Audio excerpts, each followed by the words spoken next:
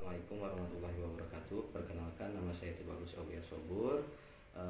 Saya berasal dari mahasiswa Stikes Kota Sukabumi, khususnya program S1 Keperawatan alih jenjang 12. Di sini saya akan mendemonstrasikan dan sedikit mengulas atau menjelaskan tentang GCS atau gas flow koma. Ya, di sini dibagi menjadi 3 bagian, yaitu I, verbal, dan motorik. Nah, kenapa misalkan dan apa pentingnya untuk GCS? GCS itu untuk menilai pasien-pasien seperti pasien shock atau cedera kepala atau misalkan kardiogenik atau apapun itu untuk mendukung pemeriksaan medis selanjutnya tentang tingkat kesadarannya, maupun digunakan dengan pasien misalkan buruk maupun pasien dikategorikan baik. Nah, untuk misalkan nilai GCS itu yang paling bagus 15 dan 14, yaitu bisa dikategorikan kompos mentis atau dinamakan kompos mentis. Dan untuk misalkan nilai GCS 13 sampai 12 yaitu apatis, dan sedangkan 11 sampai 10 delirium, dan GCS 9 sampai 7 somnolen, dan GCS 6 sampai 5 sopor, dan 4 semikoma atau koma.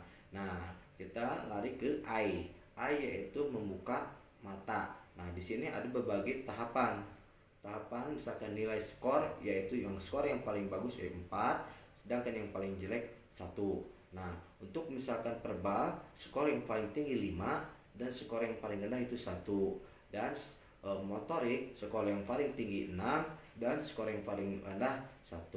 Nah, untuk misalkan memperjelas atau misalkan sedikit sudah diulas tentang GCS, mari kita melihat video pendemonstrasian untuk pemeriksaan I, verbal, dan motorik.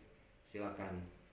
Ini untuk melakukan pemeriksaan I, khususnya di sini kita dilihat dengan scoring misalkan ada 4 ya. Nah, kita untuk menentukan daripada pemeriksaan I itu 1, kita lihat untuk skor pertama. Ketika misalkan pasien dirangsang, dia tidak akan misalkan membuka mata dalam keadaan tidak sadar. Nah, untuk scoring pertama. Dan ketika misalkan untuk scoring yang kedua, ketika kita tekan di bagian sternum, dia akan membuka mata tapi mengedip lagi. Nah, kemudian misalkan untuk scoring yang ketiga, untuk yang scoring yang ketiga, ketika dirangsang suara misalkan pak, dia akan membuka mata tapi seperti orang kebingungan gitu. Dan langsung kita untuk ke scoring yang keempat. Nah, untuk yang ke scoring keempat, pasien bisa membuka mata spontan seperti kita bisa berinteraksi langsung. Nah, dan untuk pemeriksaan untuk verbal di sini dibagi menjadi 5 untuk penilaiannya ya. Scoring maksudnya scoring 5. Nah, untuk yang scoring pertama yaitu ketika rangsangan verbal atau misalkan rangsangan suara, pasien tidak akan bisa merespon atau dalam keadaan tidak sadar. Pak, dia akan terbaring lemah. Nah, dan kalau misalkan kita untuk menilai scoring kedua, ketika panggil atau misalkan memanggil pasien itu kembali, misalkan pasien itu akan menjawab tapi meraung.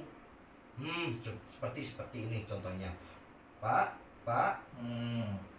Nah, meraung tapi tidak bisa membuka mata juga gitu, hanya jawaban yang meraung.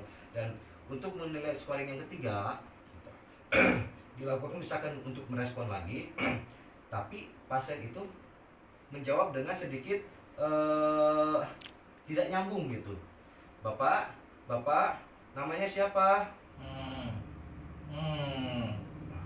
Dan langsung kita lalui misalkan untuk menilai scoring yang keempat, misalkan kan kita langsung ke pasien atau misalkan berbicara langsung ke pasien.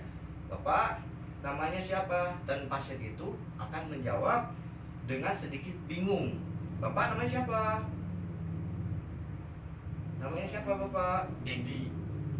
Jadi ada jeda untuk bingung, ada jeda karena tidak dapat merespon langsung. Nah, di situ kita nilai dengan scoring 4. Dan kalau misalkan untuk scoring yang kelima, dengan spontan Bapak bisa menjawab, seperti misalkan kita bisa berinteraksi, Bapak keluhannya apa, dia pasti bisa menjawab. Nah, lalu ke pemeriksaan selanjutnya. Dan untuk yang terakhir, untuk penilaian misalkan GCS untuk motoriknya di sini dibagi menjadi skornya menjadi 6 dari 1 sampai 6.